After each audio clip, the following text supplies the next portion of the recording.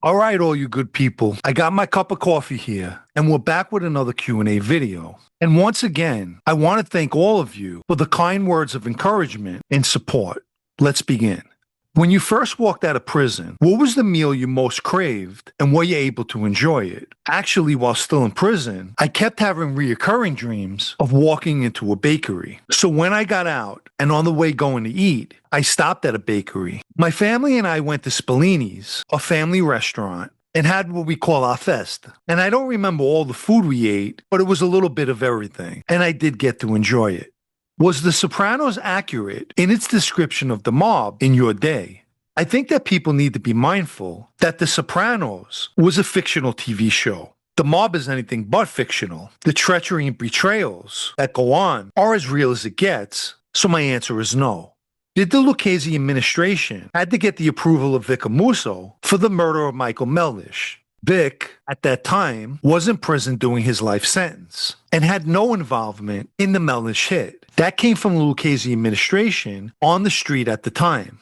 Did Blaze Carrazzo ever discuss his incarceration in state prison with you? Additionally, did you ever have to avoid meeting with him due to any parole concerns?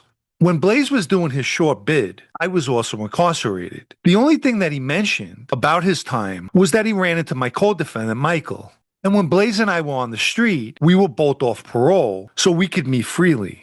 If a made guy loans money to someone from the administration and then the guy refuses to pay, what's the solution here? The guy is literally untouchable. Well, I'm not saying this can't happen, but typically, the loaner's only avenue would be to go to the consigliere. Obviously, if it wasn't him who borrowed the money. The administration is held to the same standards as any other member. In that life, you really don't want to be known as a beat artist. Not a good look.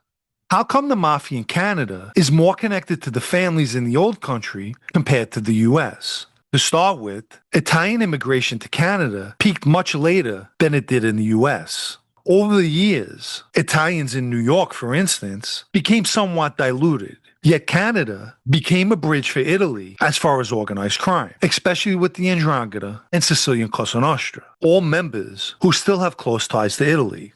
Here's another Blaze question. Was Blaze Carrazzo in his brother Nicholas or Jojo's crew, or a completely different crew? Initially, I think he was in Jimmy Boy Delarada's crew, and then I believe he was with Lenny DiMaria. I don't believe he was ever in either of his brother's crews. You've told stories about meeting guys at all different times of day and night. Did the schedule of that life ever bleed into your schedule at your legitimate job? It did on numerous occasions. One world interfered with the next, even to the point of meeting with people while I was on the clock at work. I was based in Manhattan and would either meet on the street or in a local pub. So yes, that life did disrupt my legitimate life. But with that said, I made exceptions to conduct street business regardless. It's what you have to do. Here are two food questions. What was your favorite restaurant in New York? And do you know if it's still around? I didn't really have a favorite, but I enjoyed Piccolo Angelo on Hudson Street in the Village. And unfortunately, that restaurant is no longer around. Have you ever eaten at John's Deli on Stillwell Avenue in Brooklyn? I believe I stopped there with my daughters, who were hungry one afternoon, and they both ordered Heroes. Does the mob still control the ports? And if so, how are they making money through them nowadays? I know that jobs on the docks are mob controlled and have been for decades. But as far as the money being made at the ports, I'm not really sure.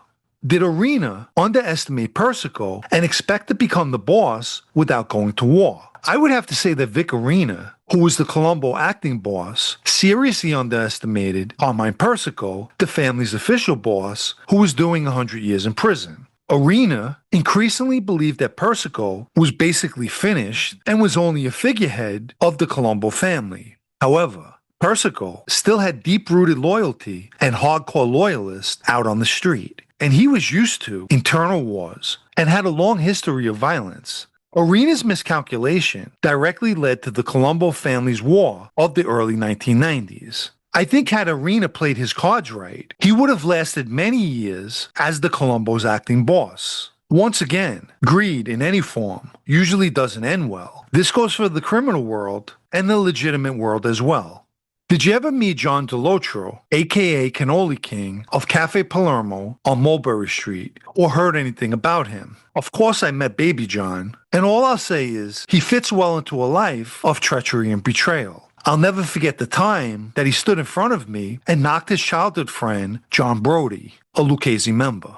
After creating your latest video on Gaspipe Castle, do you feel the government decided not to use him, more so because he would undermine the credibility of witnesses like Gravano and Diarco? Look, I think that Gaspipe as a witness would be legal suicide for any prosecutor. I also believe they knew this from the start when they let him sign a cooperation agreement.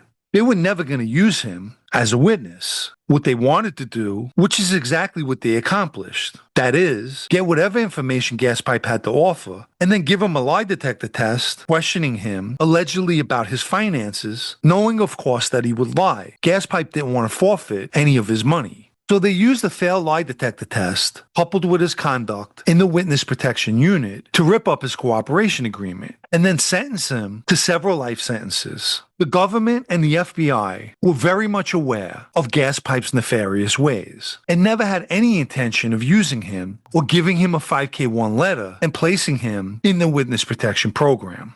Mistake that Gaspipe made, and whoever was representing him, was that he let the government control all the chess pieces on the board, and he had zero leverage. At the end of the day, they weren't going to jeopardize convictions or remove the feathers in their caps. If you haven't liked this video yet, please take the time now and give it a like, as it helps with YouTube's algorithm. Anyone who'd like to show their appreciation for videos like this, or more importantly, help me to continue making them, you can donate with the Super Thanks icon down below or through the PayPal Cash App links in the video's description.